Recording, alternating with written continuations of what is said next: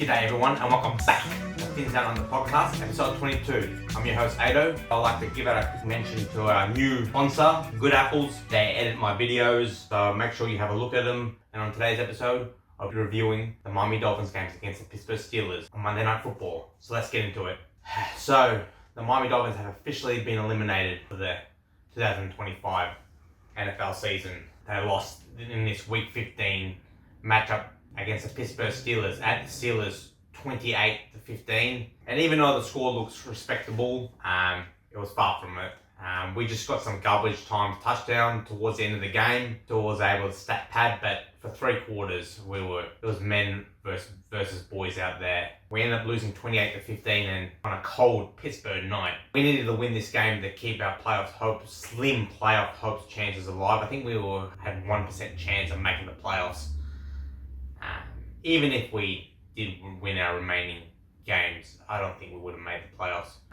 We needed a miracle. We needed a lot of teams like to fall off a cliff. We needed Houston to lose the remaining games of the NFL schedule. We needed Buffalo to lose their remaining last 3 games. So we needed a lot of things, unrealistic things to happen. So even if we would have beat the Steelers and won and finished at 10-7, I don't think we would have made the playoffs. The narrative is, the Miami Dolphins can't play in the cold and this and that, and I was hoping we could shut those narratives down. We started alright on defense. The offense punted on our first drive. We actually stopped the Steelers the majority of the first half. We kept them to 7 points. Riley Patterson scored a 54-yard field goal. Break the deadlock. And then the Steelers drove the ball down the field towards the end of the first half and was able to, I think they pushed it in for a touchdown. So first half was a pretty boring game. Not much on offense. Both defenses were dominating. I thought our defense was doing pretty well. We sacked Aaron Rodgers, I think, a couple of times in the first half. We limited their run game. We kept them to only 7 points. So our defense was doing the job, but our offense on the other side of the ball once again struggling. We can't keep relying on run A-chain and running the ball every single game like we have for the past 3-4 games and get 200 rushing yards. Like at some stage, defenses are gonna figure out what we're doing, and they're gonna eventually stop our run game. And Steelers, I know they haven't got the best run defense. They still got, Queen, Ramsey. They still got playmakers on defense that can.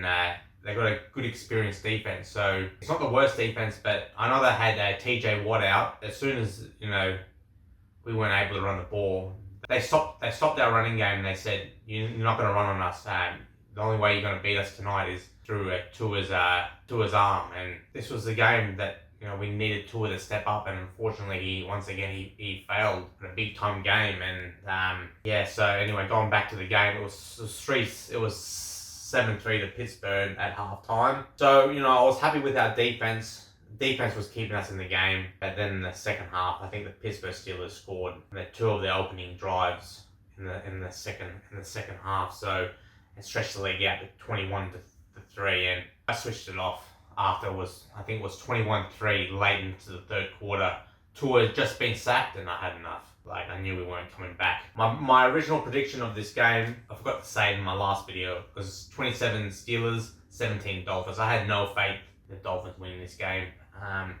I knew we would lose. I didn't think I knew we weren't going to get blown out. I thought it would be competitive, but first 3 quarters, our offense did nothing. And they were just, like I said before, it was men versus boys out there. Aaron Rodgers was, once again, just dictating play. I think he destroyed us in the pass game. We sacked him a couple of times in the first half, but once again he had a big game against us. But you can't, like I said before, you can't keep relying on our defense and run game. And at some point, you need a quarterback to win you a game of NFL football, especially against a decent team like the Steelers. After the game, I come back and watch the highlights, and it was 21-3 when I left, stopped watching it, and I think the score got up 28-3. Jonnu Smith, of course, has to score a rushing touchdown against us. The rub's salt in the wound. Former tight end. We scored a couple of late touchdowns. That's just stat padding. That's just garbage time. Steelers probably put all their backups in the game and, probably took their foot off the pedal, and Tua and the offense was able, to score a couple touchdowns towards later in the game. Tua threw 2 touchdown passes. Darren Waller, tight end. But Tua, where was this when the game was on the line? In the first 3 quarters. I think first 3 quarters he was like 6 for 10, 65 yards, 0 touchdowns and 1 interception. Like he was like, took about 3 sacks. He can't even scramble for it. There was one play, he needed like 2 yards, he needed like 2 yards, a scramble for a first down, and he couldn't even get that. Like, where were you two when the game was on the line? For the first 3 quarters, he was useless. So we ended up losing 28-15. We scored 2 late touchdowns, but that doesn't cover over the cracks. Like, I want to see for the rest of the last 3 games against the Bengals. We've got the Bengals next at home, and we've got the Buccaneers, and then we've got the Patriots. I want to see Quinn Ewers or Zach Wilson. Preferably Quinn Ewers. Give him a shot. We're out of the playoffs. We got nothing to lose. Give one of those quarterbacks a go and see what they can do, because Tua's not the answer for us anymore. I think he's done in Miami. Like, he's probably one of the worst starting quarterbacks in the NFL. He can't scramble. I keep saying the same shit every week. He can't scramble. Like, that interception he thrown in the first quarter was just, again, like, he threw it to a 2v1 matchup. Jalen Waddle had no chance. He just threw it up down. A 2v1 against Jalen Waddle had 2 defenders on him, and he couldn't do anything about it. Jalen Waddle, it was just an easy interception for the Steelers. So yeah, his accuracies, he's been declining since the second half of the 2023 season. I think his time in Miami's finished. Tua's going to be benched, and so there's going to be Quinn Ewers or Zach Wilson to be our starting quarterback for the last 3 games of the season. Preferably like Quinn Ewers to go, because he's a rookie. He could be the future of the Miami Dolphins. You don't know if you don't give him a chance. So let's look at the player stats. Tua Tagovailoa, look, you look at his stats and you go, he had a pretty decent game. 22 completions, 28 attendance, 253 yards, 2 touchdowns, 1 interception. He was sacked 4 times, rating 113.2. But for the first 3 quarters, we put up 3 points.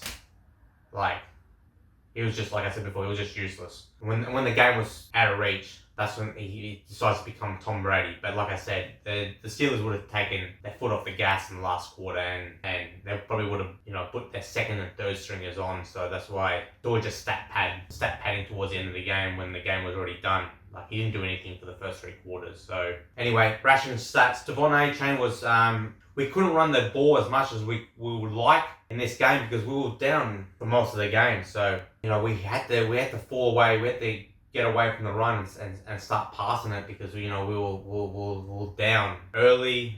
We were down for most of the game, and the second half we're getting smashed. So you can't really run the ball when you're getting smashed in the NFL. When you're losing by 2 or 3 touchdowns, you sort of have to get a move on.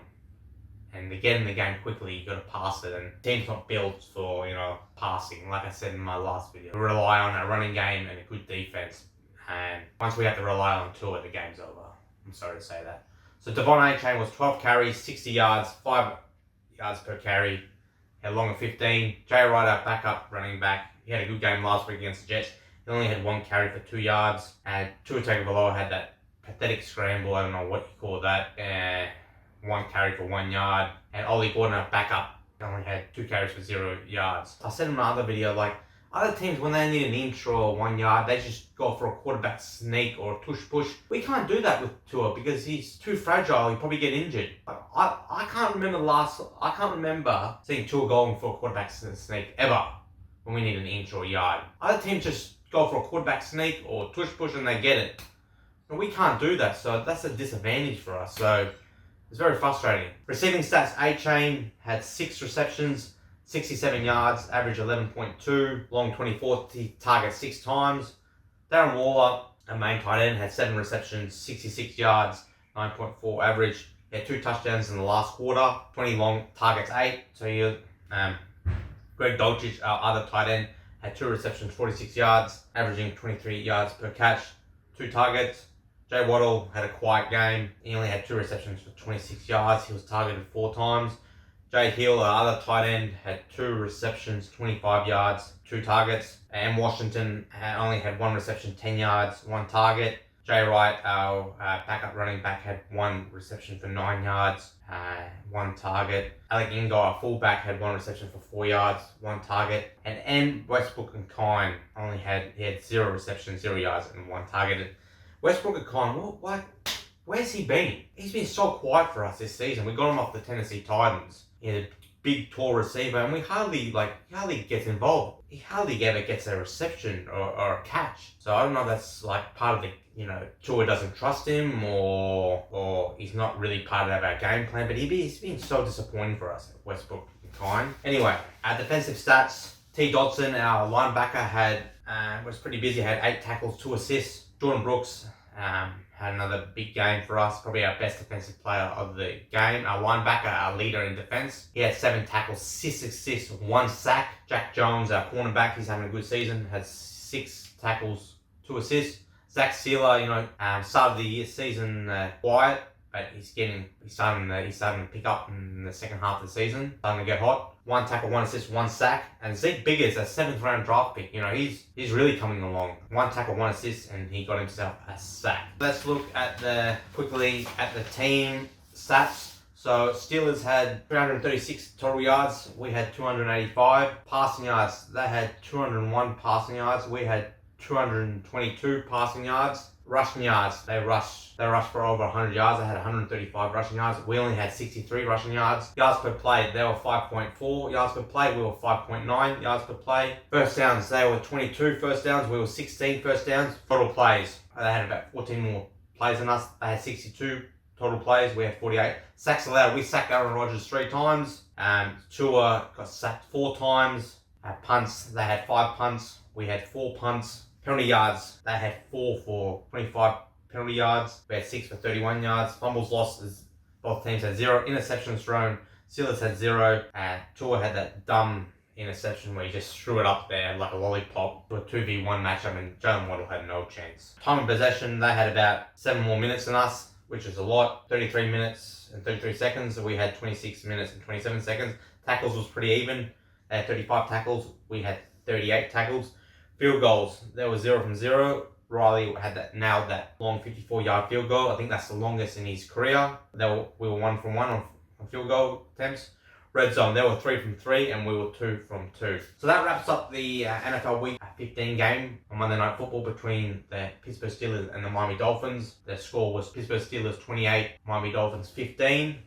Let's move on to our next game. So we've got 3 games remaining. We've got the Bengals at home, the Buccaneers at home, and the New England Patriots away. Against the Bengals, they're out of the playoff contention as well. I think they're like 4-10. I personally think we are going to lose against the Bengals because, they still got even though their defense is crap, they still got a potent offense. Like, they got Jamar Chase, Joe Burrow, quarterback, T. Higgins, Jamar Chase is one of the best wide receivers in the game.